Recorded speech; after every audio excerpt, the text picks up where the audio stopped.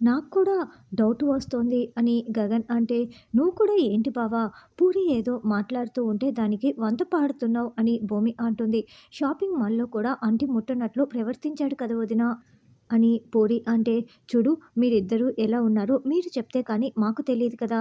దీన్ని బట్టి చూస్తుంటే ఇది మీరిద్దరూ మాట్లాడుకునే విషయం కాదు. అందరం కలిసి కూర్చొని మాట్లాడదాము. నేను కూడా మాట్లాడతానని" గగన్ అంటాడు.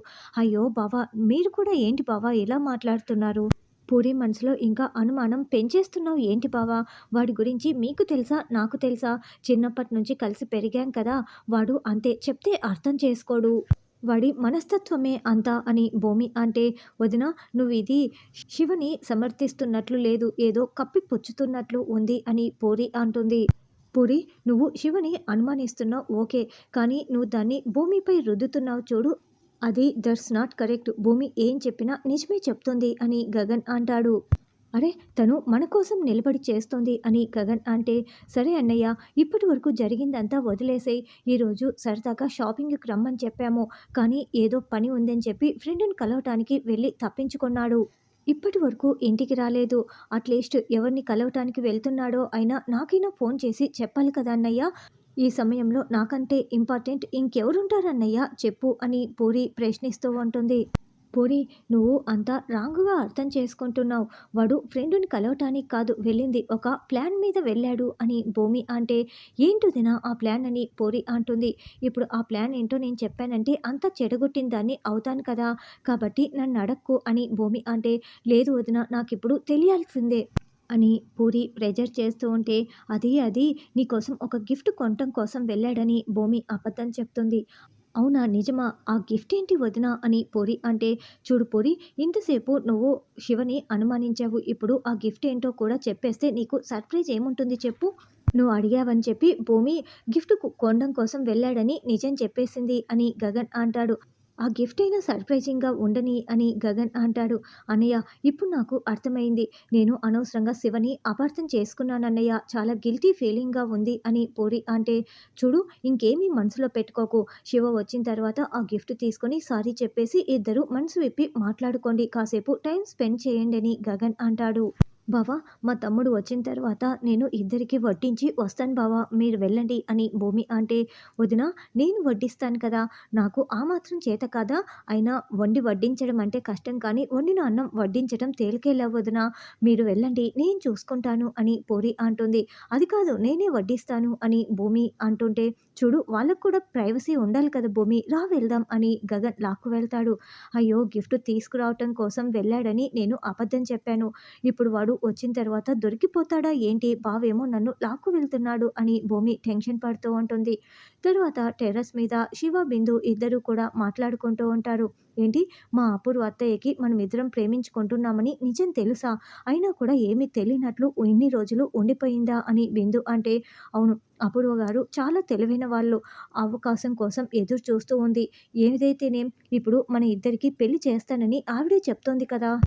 ఇక అన్నీ వదిలేసి హ్యాపీగా ఉండు" అని శివ అంటే, "అది కాదు శివ ఇప్పుడు పెళ్లి జరిపిస్తుందని హ్యాపీగా ఉండాలా? లేకపోతే మనమిద్దరం పెళ్లి చేసుకున్న తర్వాత పూరి పెళ్లి ఇప్పుడు పీటల వరకు వచ్చింది.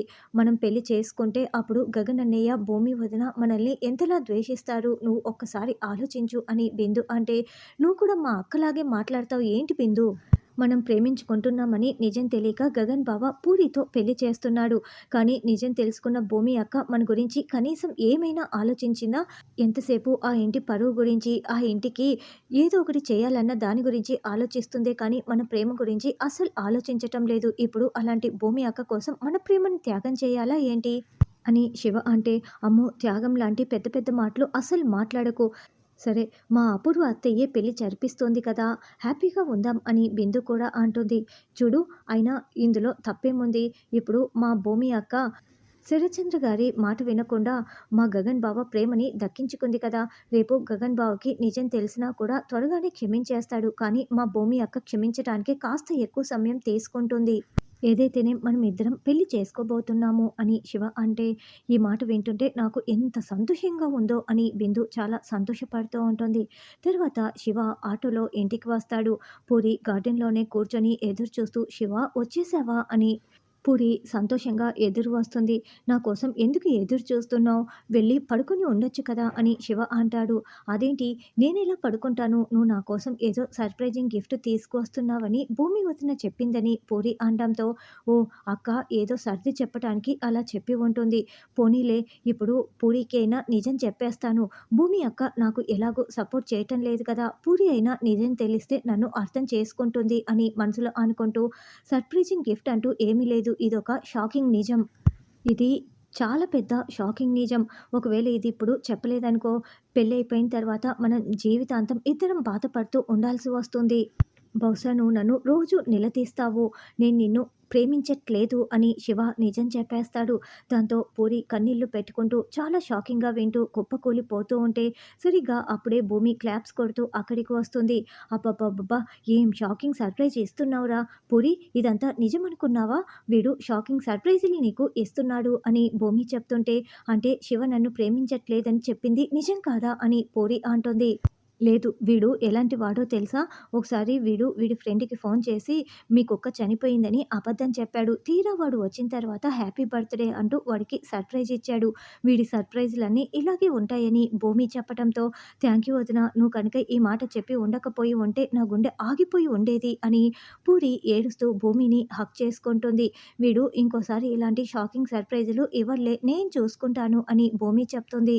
పూరిని లోపలికి పంపించేసి భూమి శివని పక్కకు లాక్కు వస్తుంది. "ఏంట్రా ఏం చేస్తున్నావు? మీ బావ కూడా ప్రేమకి వ్యతిరేకం కాదు.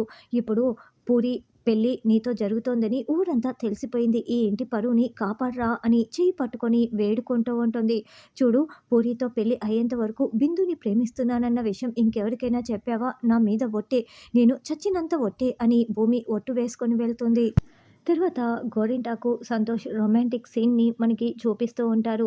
తెల్లవారిన తర్వాత భూమి కాఫీ పెట్టుకొని నిద్రపోతున్న గగన్ దగ్గరికి "బావ బావ ఇదిగో కాఫీ" అని పట్టుకురావటంతో దుప్పట్లో ఉన్న గగన్ "ఇలా ఇవ్వు నీ చెయ్యి" అని భూమిని లాగుతూ ఉంటాడు. "బావ అలా లాగకు బావ కాఫీ కింద పోతుంది. నా చేతిలో కాఫీ కప్పు ఉంది" అని భూమి అంటే, "ఇంకో చేత్తో ఆ కాఫీ కప్పు తీసి పక్కన పెట్టు తైతక్క" అంటూ అలా భూమి పెట్టగానే గగన్ భూమిని పైకి లాక్కుంటాడు. "బావ ఆగు బావ నా టెన్షన్‌లో నేను ఉంటే పొద్దున్నే ఏంటి బావ మీరు" అని భూమి అంటుంది.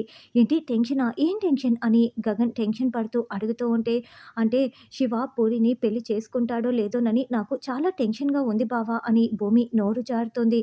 దాంతో గగన్ మరింత షాకింగ్‌గా "ఏంటి శివ పూరిని పెళ్లి చేసుకోడా? ఎందుకు?" అని నిలదీస్తూ ఉంటాడు. "అయ్యయ్యో! నేనేంటి ఇలా నోరు జారేశాను. ఇప్పుడు ఏం చెప్పి కవర్ చేయాలి?" అని భూమి కంగారు పడుతూ ఉంటుంది. ఇక రానున్న ఎపిసోడ్‌లో కేపీ వచ్చి పూరిని అక్షింతలు వేసి ఆశీర్వదించి శారద, కేపీ ఇద్దరూ కూడా పూరి ఒడిలో చీర పెడతారు.